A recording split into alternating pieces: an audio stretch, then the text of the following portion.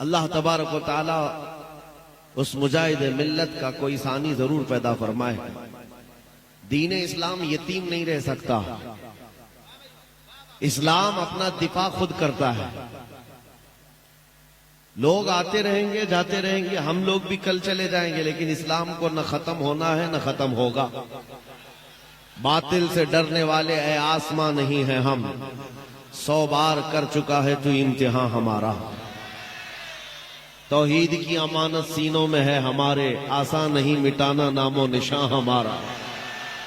یونان و مصر و روما سب مٹ گئے جہاں سے، باقی مگر ہے اب تک نام و نشان ہمارا. کچھ بات تو ہے کہ مٹتی نہیں ہستی ہماری، صدیوں رہا ہے دشمن دورے زماں ہمارا. عزیزان گرامی وقار اقبال نے اس میں ایسا برانگیختہ کیا ہے، پوری قوم کو ایک درس دیا ہے. آج کفار و مشرکین کے ہاں جشن کا ماحول ہے اور انہیں ایسا لگتا ہے کہ سارا جشن ہماری گلیوں میں ہے. میرے عزیزوں، بکرے کی اماں کب تک خیر منائے؟ ایک دن تو بقرعید آئے گی. ہمارا یقین یہ ہے کہ رب تبارک و تعالیٰ کا نظام ہے، اس کا دستور ہے. بدر میں اگر مومنین کو فتح عطا کرتا ہے تو احد میں شکست بھی دیتا ہے. بدر میں 70 کافر مارے گئے تھے، لیکن احد میں 70 صحابہ شہید ہوئے تھے. یعنی حالات ایسے آتے رہیں گے. کچھ لوگوں کے ذہن میں اگر یہ بات ہے کہ ہم کو ہر زمانے میں عروج و ارتقاء ہی رہنا چاہیے، تو ایسا نہیں ہے. امتحانات سے ہمیں گزارا جائے گا. بغداد، غرناطہ، طرابلس، یہ سب حالات اگر آپ تاریخ پڑھیں تو کئی مرتبہ ان کی اینٹ سے اینٹ بجا دیا گیا ہے. لیکن رب تبارک و تعالیٰ پوری اجڑی ہوئی بستی کو دوبارہ زندہ کرتا ہے. ساری چیزیں وہاں سے ختم ہو جاتی ہیں، لیکن مولا پھر اس زمین کو تر و تازہ کرتا ہے. ہر دور میں آج کا بغداد جا کر کے دیکھیں، آپ کو لگتا ہی نہیں کبھی یہاں ہلاکو آیا تھا. آج کے بغداد کو جا کر آپ دیکھیں گے تو لگتا ہی نہیں کبھی چنگیز کی فوج یہاں پر آئی تھی. ہر گلی سے مسجدوں سے اذان کی آواز ویسی گونجتی ہے. ایک دور تھا کہ جہاں اذان دینے والا بغداد میں کوئی نہیں تھا، سب کو سلا دیا گیا تھا، لیکن آج اذانیں کثرت سے گونجتی ہیں. دور بدلتا جائے گا، یہ تاریخ ہے. ہم نے پڑھا ہے کہ رب تبارک و تعالیٰ بادشاہوں کو کبھی فقیر بناتا ہے اور کبھی فقیر کو بادشاہ بھی بناتا ہے. لہذا اس تمہید کے بعد یہ جو میں نے میدان بنایا، ایک جملہ عرض کرتا ہوں. علامہ توصیف رضا صاحب اس کو سنبھالیں گے، اس لیے کہ یہ بڑے جگرے والے ہیں. ایک بات میں کہتا ہوں، اس جملے کو یاد رکھیں. کسی مسجد میں بت کے رکھ دینے سے مسجد بت کدا کبھی نہیں بنتے. مسجد بت کدا کیوں؟ ایک رکھا ہے تم نے، کعبے میں تو 360 رکھے تھے، اور پھر بھی کعبہ ہی تھا. نہ کعبے کا طواف رکا تھا، نہ کعبے کا حج رکا تھا. ہاں بس بات اتنی ہے، 360 اندر بٹھائے گئے تھے. کعبے کو انتظار تھا تو محمد الرسول اللہ کا. رسول پاک صلی اللہ تعالی علیہ وسلم تشریف لائے اور اپنے پاکیزہ ہاتھوں سے کعبے کو شرک اور اس کے اندر موجود کفر کے سارے آلات سے پاک کیا. ہمارا یقین ہے کہ رسول اللہ کا غلام کوئی نہ کوئی آئے گا. ہمارے مجمع سے کبھی تو صلاح الدین بیدار ہوگا اور تمہارے رکھی ہوئے آلائشوں سے پاک کر کے مسجد کو مسجد بنا کر وہیں سے آواز گونجے گی، اللہ اکبر اللہ اکبر. یقین ہے کہ نہیں اڑیسہ والوں کو؟ یقین ہے اپنے دین پر؟ رات چل رہی ہے نا، وقت کون سا ہے؟ رات کا وقت ہے. ایک بھی بندہ مجھے یہاں بتائے کہ صبح نہیں ہونے والی ہے. ہر ایک کو یقین ہے صبح ہوگی کہ نہیں ہوگی. جو رب تبارک و تعالیٰ اندھیریوں کے بعد اجالے لاتا ہے، اسی یقین کے ساتھ اس زمانے میں جیو کہ آج امت پر اگر اندھیریاں چھائی ہیں تو کل اجالا آئے گا. اور رب تبارک و تعالیٰ ان اندھیریوں سے اور لگے ہوئے گہن سے صاف فرمائے گا. چاند کو بھی گہن لگتا ہے نا, اور جب چاند کو گہن لگتا ہے تو اندھیرا چھاتا ہے, چاند صاف نظر نہیں آتا, لیکن وہ زیادہ دیر کا نہیں ہوتا. گہن جب چھٹ جاتا ہے چاند اپنے آب و تاب کے ساتھ پھر چمکتا ہے. لہذا امت مصطفیٰ کے آج حالات کو دیکھ کر کے بعض لوگ یہاں نروس ہوتے ہیں. اب میری ڈیوٹی اتنی ہے, جلسوں میں اس لیے جاتا ہوں, میری ڈیوٹی صرف اتنی ہے کہ آپ کو میں یہ بات بتا دوں. ایک ادھیکاری ہیں بیچارے, انہوں نے کہا کہ آپ بہت بھڑکاتے لوگوں کو, بھڑکاؤ بیان ہوتا ہے. مجھے بتانا میرے عزیزوں, اگر میں بھڑکایا ہوتا تو 200 جلسوں کو خطاب کر کے آ رہا, ہندوستان میں پتہ نہیں کیا سے کیا ہو جاتا. ہاں, میں نے ان سے کہا میں اتنا بھڑکانا چاہتا ہوں, ہمارا نوجوان تمہارے ننگے پن کو چھوڑ کر آمنہ کے لال کے اخلاق میں آ جائے. اتنا بھڑک جائے بس کافی ہے. ہمارا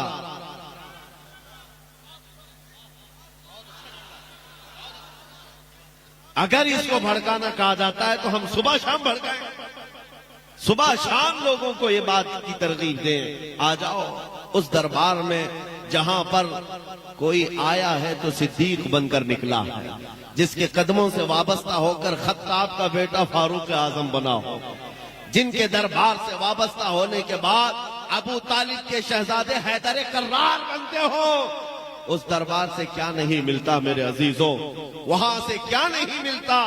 بات صرف اتنی ہے, میں صرف اور صرف میری ڈیوٹی میں بتا رہا ہوں, یہ دور ایسا ہے ابتلا و آزمائش کا, امتحانوں کا. دیکھنا ابھی کتنے اس میں سے نکلتے ہیں اور کتنے جمے رہتے ہیں.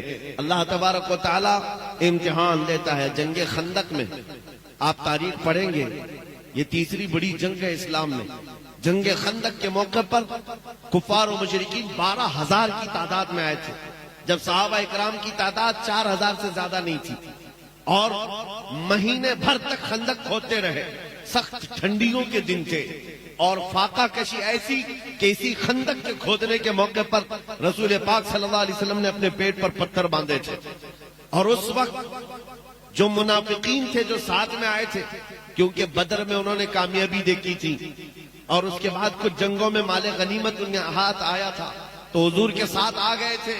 لیکن جب یہ جنگ کا میدان سخت ہو گیا, کفار و مشرکین زیادہ ہو گئے, تو کیا کہنے لگے کہ نہیں ہمارے گھر میں عورتیں اکیلی ہیں, ہم کو جانا پڑے. سورۃ الاحزاب میں پورا واقعہ موجود ہے. اذ یقول المنافقون, یہاں سے آیتیں شروع ہوتی, کہتے ہیں کہ ہمارے گھر میں عورتیں تنہا ہیں, ہم کو جانا پڑے گا. ایک ایک کھسکتا رہا, ایک ایک جاتا رہا, اور جو ڈٹے رہے, جو جمے رہے, وہ صحابی رسول تھے.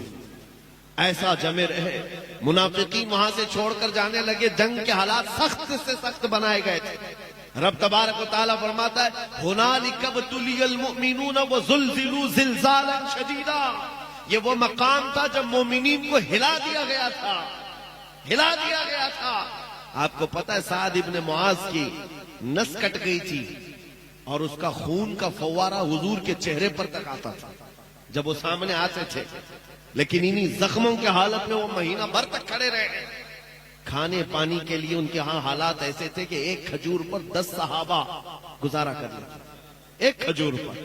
اور ایک صحابی نے بھی یہ نہیں کہا سامنے جو جماعت ہے اس دور کی بی جے پی رہی ہو, جن کے پاس سارے پونجی پتی جمع ہو گئے, مشرکین کے سب کچھ وہاں تھا. ارے رات کو جب پکاتے تھے تو بوٹیوں کی روٹیوں کی خوشبو ادھر بھی آتی, ادھر بھوکے صحابہ تھے. ایک صحابی نے بھی نہیں کہا چلو ادھر جا کر کے کھانا کھا کے آتے.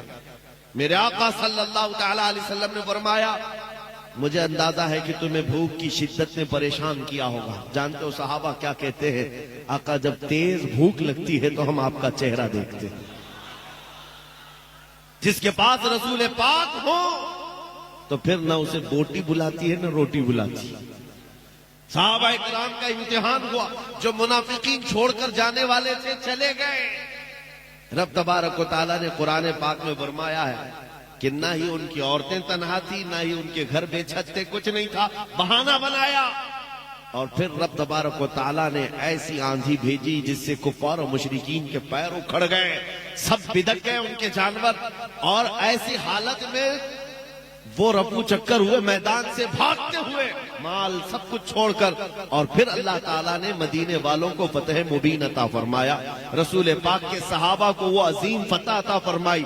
میں ایک اور بات بتاتا ہوں، مہینہ بھر تک خندق بھی کھودتے رہے، مہینے بھر تک جنگ کا مقابلہ کرتے رہے، اور اس کے بعد تھکے ہارے زخموں سے چور مدینے جا رہے تھے، بیچ راستے میں ہی جبرائیل امین آئے، عرض کیا یا رسول اللہ صلی اللہ علیہ وسلم، رب تبارک و تعالیٰ کا حکم ہے کہ اپنے صحابہ کو لے کر بنو نزیر کے مقابل میں چلے، ایک اور جنگ میں جانا ہے۔ مدینے پہنچے نہیں، 5 کلومیٹر کا فاصلہ ہے صرف خندق کے مقام سے لے کر مدینہ، ابھی بیچ راستے میں جبرائیل امین آئے، حضور سے کہا کہ یہاں سے رب تعالیٰ فرماتا ہے بنو نزیر کے مقابل میں آپ جنگ میں چلیں۔ حضور پاک صلی اللہ علیہ وسلم رک گئے، صحابہ کو دیکھا زخموں سے چور چور ہیں، کپڑے پھٹے ہوئے ہیں، کس کا ہاتھ رس رہا ہے خون سے، کسی کا پیر۔ حضرت ابو ہریرہ نے اس کو بعد میں بیان فرمایا ہے کہ صحابہ کہتے تھے اس وقت سب کے ناخن اکھڑ گئے تھے، یہ ساری چیزیں موجود تھی صحابہ کے اندر۔ نبی پاک صلی اللہ تعالی علیہ وسلم نے روک کر کے پوچھا کہ کیا خیال ہے؟ جبرائیل امین کا حکم آیا ہے، اللہ کا حکم آیا، جبرائیل امین نے سنایا ہے، کیا یہیں سے ہمیں بنو نزیر کے مقابل میں جنگ میں جانا ہے؟ صحابہ یہ تو کہتے ہیں کہ یا رسول اللہ مہینے بھر تو خندق کھودتے رہے، مہینہ بھر ان کا مقابلہ کرتے رہے، ذرا بیوی بچوں سے تو مل کے آئیں، زخم پٹی تو کر کے آئیں، مرہم پٹی کر کے آئیں، کھا پی کر کے آرام کر کے آئیں، پھر دوسری جنگ میں جائیں گے؟ نہیں میرے عزیزو، صحابہ سے جب رسول پاک نے فرمایا تمہارا کیا خیال ہے، ہر صحابی کہتا ہے یا رسول اللہ دیر کس بات کی، چلے ابھی یہیں سے چلتے ہیں، یہیں سے چلتے ہیں۔ میں نے یہی پوچھا ان صحابہ سے کیا زخموں کا درد نہیں ہوتا تھا، گھر سے دور اور جدائی کا یہ غم نہیں ستاتا تھا، گھروں کو تنہا مدینے میں چھوڑ کر نبی پاک صلی اللہ تعالی علیہ وسلم کے ساتھ مہینوں گزارتے تھے، کوئی تکلیف نہیں ہوتی تھی؟ تو صحابہ کا یہ نعرہ ہے آج کے مسلمانوں کے لیے میرے عزیزو، ہر ستم ہر مصیبت گوارا ہے، یا رسول اللہ بس تم کہہ دو کہ تو ہمارا۔ بس آج کا دور وہی ہے کہ آندھیاں آئی ہیں، ہنالک ابتلی المؤمنون وزلزلوا زلزالا شدیدا، رب تعالیٰ فرماتا ہے مومنین کو آزمائش میں ڈال دیا گیا تھا، ہلا دیا گیا تھا، آج کا دور آزمائش کا ہے۔ کیسے؟ سکتہ، حکومت، طاقت ان ظالموں کو دیا گیا ہے جو تمہارے خون کے پیاسے ہیں، تمہاری مسجدوں، معبدوں، خانقاہوں کے دشمن ہے، اور ان کا دیکھ کر کے جب پاور سب ان کے پاس ہے تو بعض جبہ ٹوپی والے بھی ادھر نکل گئے۔ یاد رکھو یہ وہی منافقین ہیں جو ہر زمانے میں دھوکہ دیتے رہے، اور رب تبارک و تعالیٰ امت کی صفائی کے لیے کچرے سے اس کو صاف کرنے کے لیے حالات پیدا فرماتا ہے۔ چھٹیں گے منافقین، اور اب تمہارا شمار کس میں ہوتا ہے وہ دیکھ لینا، ہاں کس کی جے پکارتے ہو، کس کا پٹا گلے میں ڈالتے ہو، حالات ان کے ہیں، سکتا ان کی طرح ہمیں ان کے پاس جانا چاہیے۔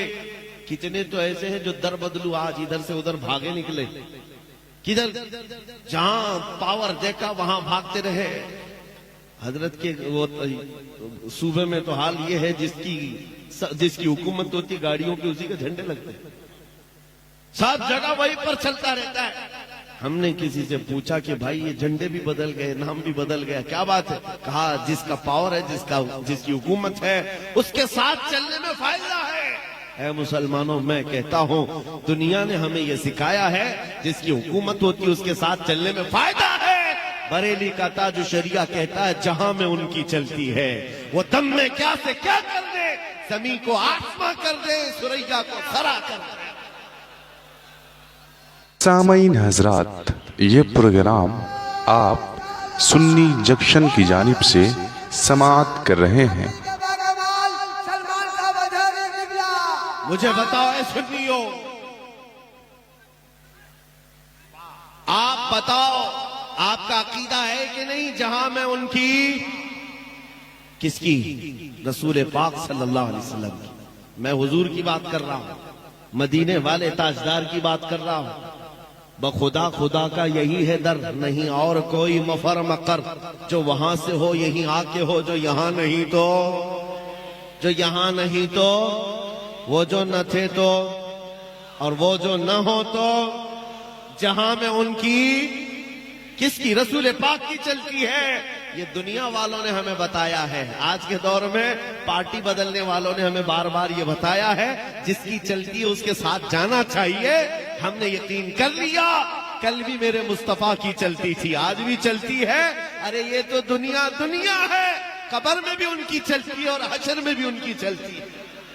تو اس حکومت کے ساتھ نہ جائیں ہم جس کی حشر میں بھی چلتی ہو، اس حکومت کے ساتھ نہ جائیں ہم۔ آئی نئی حکومت سکہ نیا چلے گا، عالم میں رنگ بدلا صبح شب بلاد۔ عزیزان اکرام وقار، حالات آج کے ابتلا کے ہیں، آزمائش کے ہیں، امتحان کے ہیں، اور جو بدل گئے ان کے لیے قسمت وہی تھی یا وہ قسمت کو کھا گئے، اور کسی کا فضلہ چاٹنے کے لیے بیچارے اپنے ایمان کا سودا کر بیٹھے، اپنا دین بیچ لیا، اور اچھی اچھی جگہوں سے جبے ٹوپی والوں کو ہم دیکھ رہے ہیں، باتیں ایسی کرنے لگ گئے کہ نہیں ہم ان کو بھی راضی کریں گے، وہ بھی برادران وطن ہیں، ان کو بھی راضی کریں گے، ہم بھی پوجا پاٹ کر لیں گے۔ نعوذ باللہ من ذالک۔ میرے آقا صلی اللہ تعالی علیہ وسلم کے پاس مکہ کے مشرکین آئے تھے اور انہوں نے کہا تھا ہم آپ کے دین کے مخالف نہیں رہیں گے، ہم بھی آپ کے ساتھ چلیں گے، شرط صرف اتنی ہے کہ آپ ہمارے بتوں پر ایک بار ہاتھ رکھ دیں، ہاتھ رکھ دیں۔ نبی پاک صلی اللہ تعالی علیہ وسلم کو مشرکین نے جب یہ کہا تو پوری سورہ اتر گئی، قل یا ایھا الکافرون لا اعبد ما تعبدون۔ اے محبوب آپ فرما دیں اے کافرو، میں اس کی عبادت نہیں کرتا جس کی تم عبادت کرتے ہو۔ حضور نے فرمایا تم ہاتھ رکھنے کی بات کرتے ہو، میں نظر اٹھا کے بھی نہیں دیکھوں گا۔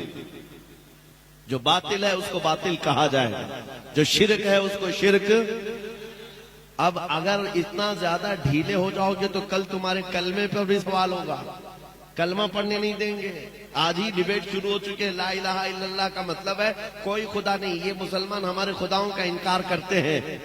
ظالموں تمہیں آج ترجمہ سمجھ میں آیا؟ ہم 1400 سال سے انکار ہی تو کر رہے ہیں، پہلے نفی ہے بعد میں اس بات ہے۔ ہم ساروں کا انکار کرتے ہیں سوائے اللہ کے، ہم کسی کو خدا۔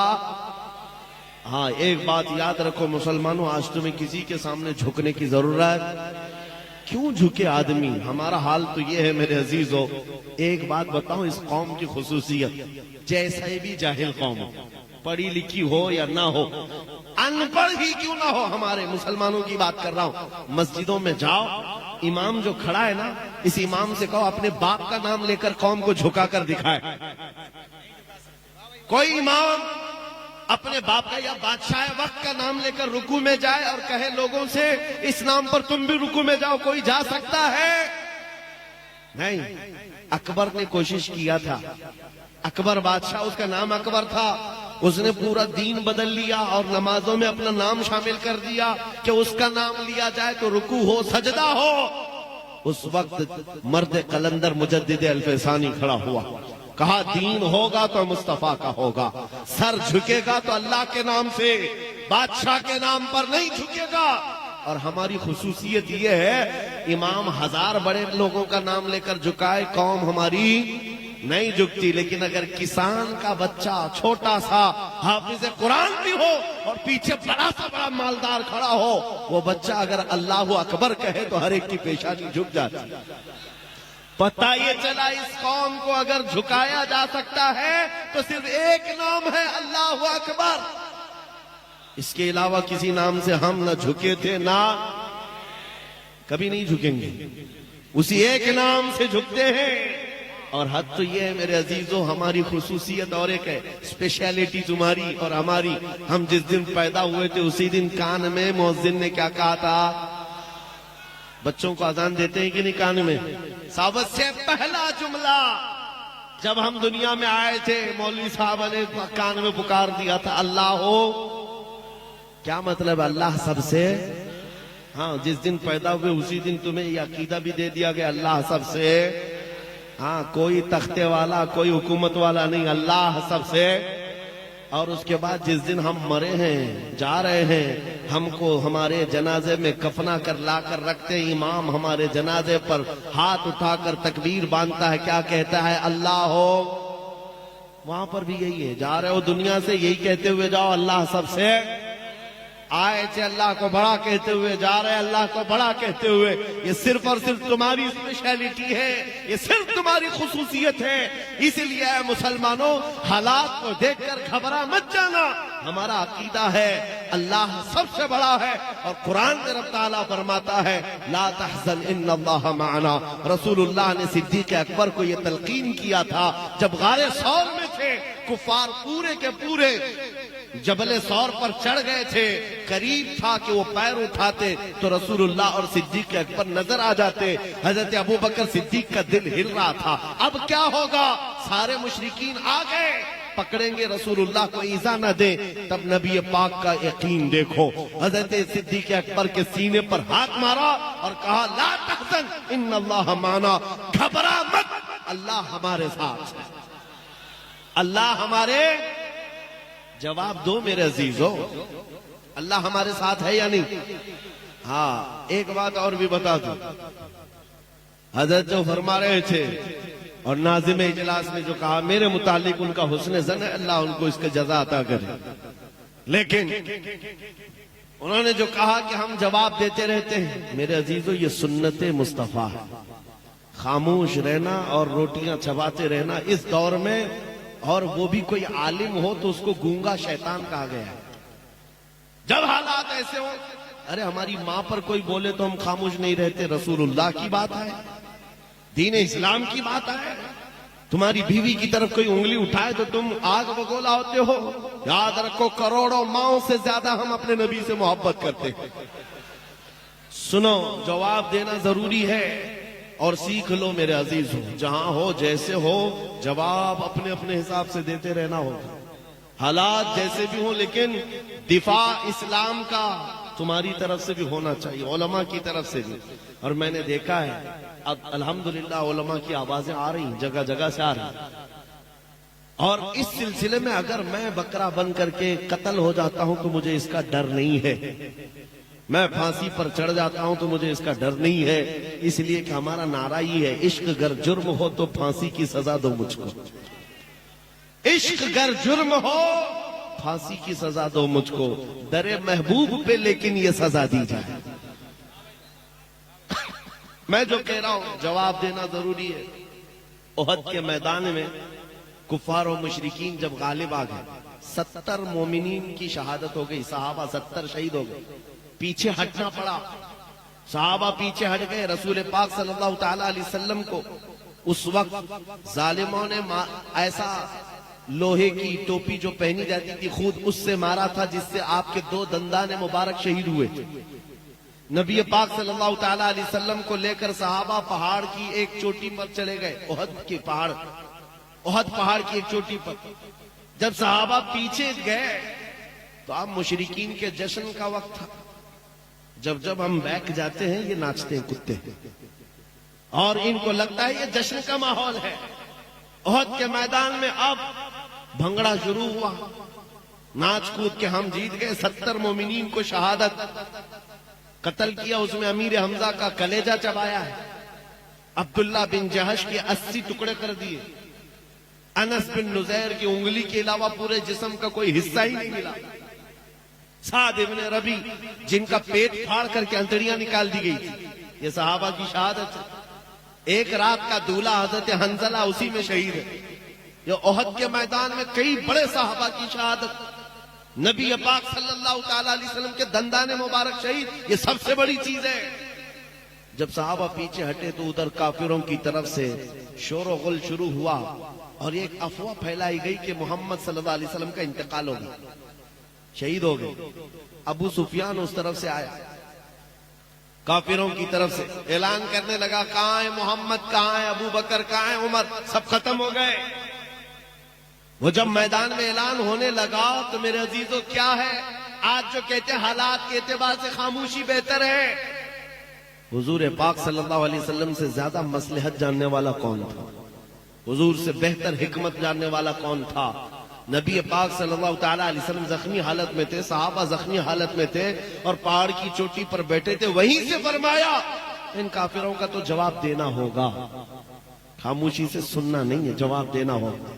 اور جواب دینے کے لیے میرے آقا نے جانتے ہو کس کو اٹھایا؟ عمر ابن خطاب، فاروق اعظم کو کہا عمر کھڑے ہو جاؤ، ان کا جواب دو۔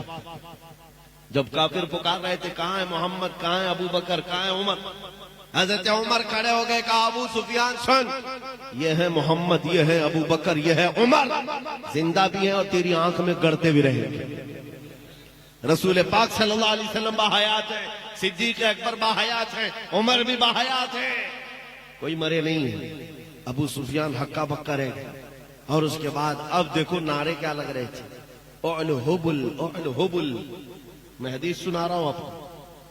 حبل ان کے دیوتا کا نام تھا، خدا کا نام تھا جس کی پوجا کرتے تھے، حبل۔ اعلو حبل کا مطلب ہوتا ہے حبل کی جے ہو، حبل کی جے ہو۔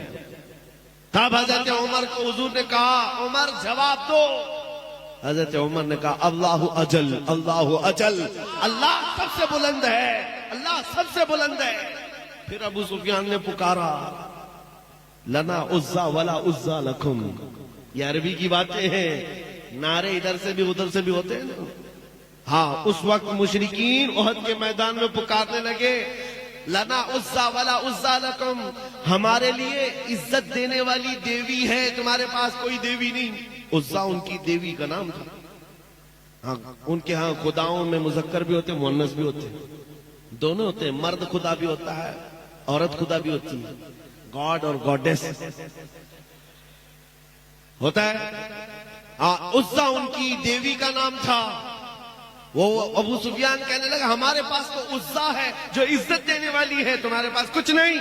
حضور نے فرمایا عمر جواب دو، جواب دو۔ حضرت عمر نے کہا اللہ مولانا ولا مولا لکم، اللہ ہمارا مددگار ہے، تمہارا کوئی نہیں۔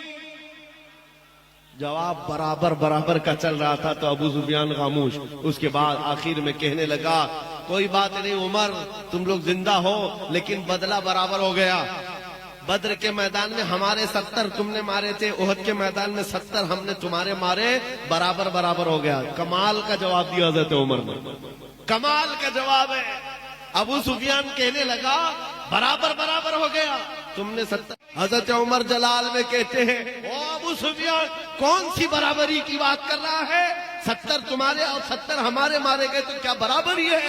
ہرگز نہیں، تمہارے جو مرے ہیں وہ دوزخ میں ہیں، ہمارے جو مرے ہیں وہ جنت میں ہیں۔ نعرہ تکبیر، نعرہ رسالت، عظمت مذہب اسلام، مبلغ مسلک اعلی حضرت۔ میرے عزیزوں یہاں پر وضاحت کے ساتھ ایک بات یہ بھی کہہ دوں، یہ ابو سفیان کے اس وقت کے حالات ہیں جو زمانے کفر میں تھے، لیکن بعد میں وہ دامن اسلام سے وابستہ ہوئے اور رسول اللہ کے صحابی ہوئے۔ ہم ان کی شان میں ادنا برابر بھی توہین نہ کر سکتے ہیں اور نہ برداشت کر سکتے ہیں۔ ایک بات یاد رکھیں، سیدنا ابو سفیان رضی اللہ تعالیٰ عنہ، لیکن حالت کفر کے حالات تھے۔ جب مقابل میں چیزیں آئی تو تاریخ میں جو چیز رقم ہے وہ بیان کی جاتی ہے۔ احد کے میدان میں جو جنگ کا پاسا پلٹا ہے وہ بھی کس کی وجہ سے؟ خالد بن ولید کی وجہ سے، جب وہ ان کی طرف سے سپہ سالار بن کر کے آئے تھے اور احد کے میدان کا پاسا ہی پلٹ دیا۔ لیکن جب حضور پاک صلی اللہ علیہ وسلم کے دامن سے وابستہ ہوئے تو سیف اللہ المسلول بن گئے رضی اللہ تعالی عنہ۔ عزیزان گرامی وقار، میں یہاں جو بات عرض کر رہا ہوں یہ ہے برابری کبھی نہیں ہو سکتی، برابری کبھی نہیں ہو سکتی۔ میں زیادہ دیر گفتگو نہیں کروں گا، بس میں تمہارے جوش کو گرم رکھنا چاہتا ہوں۔ نروس نہیں ہونا، غزہ کے حالات دیکھ کر کے، فلسطین کے حالات دیکھ کر کے۔ رونا کس کو نہیں آتا؟ ہر ایک کو آتا ہے، رونا سب کو آتا ہے، لیکن اس کا مطلب یہ نہیں ہے کہ اب دین اسلام ختم ہو جائے گا، نہ، ہرگز نہیں۔ ہمارے مر جانے اور ہمارے قتل ہو جانے کا نام اسلام کا ختم نہیں ہے۔ اور چند دنوں پہلے ایک نوجوان نروس تھا، مایوس تھا، کیوں؟ सोशल मीडिया पर कुत्तों ने उनको मैसेज करना शुरू कर दिया इधर से उधर, ये देखो यहाँ तुम्हारे इतने मारे जाते हैं, तुम्हारे इतने मारे जाते हैं, तुम्हारे साथ भी अगर ऐसा होता है तो क्या जवाब दोगे? सुनो, क्या जवाब दोगे? हम तो ये कहते हैं हमारा खुदा सच्चा, यकीन है कि नहीं? हमारा नबी, हमारा इस्लाम और कुरान, अल्लाह की जात सच्ची, नबी की जात सच्ची, कुरान सच्चा, इस्लाम सच्चा, ये हमारा दावा है। तब इन जालिमों की तरफ से ये बात आती है कि तुम्हारा जब सब ठीक है, सब अच्छा, सब सच्चा, तो सबसे ज्यादा तुम्हारे क्यों मारे जाते हैं? पूरी दुनिया में इराक हो, अफगान हो, शाम हो, यमन हो, फिलिस्तीन हो, बर्मा हो, जगह जगह देखो तुम्हारा कत्ले आम है, मारे जाते, काटे जाते हैं। मेरे अजीजों, इससे मायूस होने की जरूरत नहीं, सिर्फ और सिर्फ जवाब ये है, जालिम तुझे पता नहीं, हम मोहम्मदुर रसूलुल्लाह को क्षमा मानते हैं और हम परवाने हैं, और परवाना आता ही है मरने के लिए। परवाना पैदा होता ही है मरने के लिए, और ना मरे तो परवाना कैसा? तू शम्मे रिसालत है, आलम तेरा परवाना, तू माहे नबुव्वत है, ऐ जलवे जाना ना। रसूल पाक सल्लल्लाहु ताला अलैहि वसल्लम की जात को हम क्षमा तस्लीम करते हैं। मेरे अजीजों, कभी देखा है पतंगों को वो क्षमा के इर्द गिर्द जो घूमते हैं? अरे पूरी रोशनी के इर्द गिर्द घूम घूम करके वो जान देकर चला जाता है। परवाना वहां जान देता है, और उस वक्त तक रोशनी के पास से हटता नहीं जब तक जान जाती नहीं है। और ये परवाने हैं पूरी कायनात में जो मारे जा रहे हैं, किसके नाम पर मारे जा रहे हैं? नबी के नाम पर। और हम इस बात को हादसा नहीं समझते, ये तो हमारे लिए इनाम है। हुजूर पाक सल्लल्लाहु अलैहि वसल्लम के सहाबा ने हमें ये सिखाया है, सहाबा ने हमें ये सिखाया है कि वो खातून मदीने की उहद के मैदान में जिसके 4 रिश्तेदार मारे गए थे, बेटा भी, भाई भी, बाप भी, शोहर भी, उस खातून को जब कहा गया तुम्हारा बेटा भी कत्ल हो गया, तुम्हारा भाई भी, तुम्हारा बाप भी, तुम्हारा शोहर भी, वो खातून क्या कहती है? लोगों बताओ, अल्लाह के नबी सलामत हैं कि नहीं? आमिना के लाल सलामत हैं या नहीं? और जब कहा गया नहीं वो सलामत है, तो वो कहती भी थी दिखाओ मुझे, मैं देखना चाहती हूँ। अपने बेटे की लाश नहीं, पहले रसूलुल्लाह को देखना चाहती हूँ। और जब देखा, आंचल सामने फैला कर कहती है मेरा चांद सलामत तो पूरी कायनात सलामत। या रसूल अल्लाह, कुल्लु मुसीबतिन बादका जुलनुन, ऐ अल्लाह के नबी अगर आप हैं तो फिर हर मुसीबत छोटी है, हर मुसीबत छोटी है। ये सहाबा ने हमें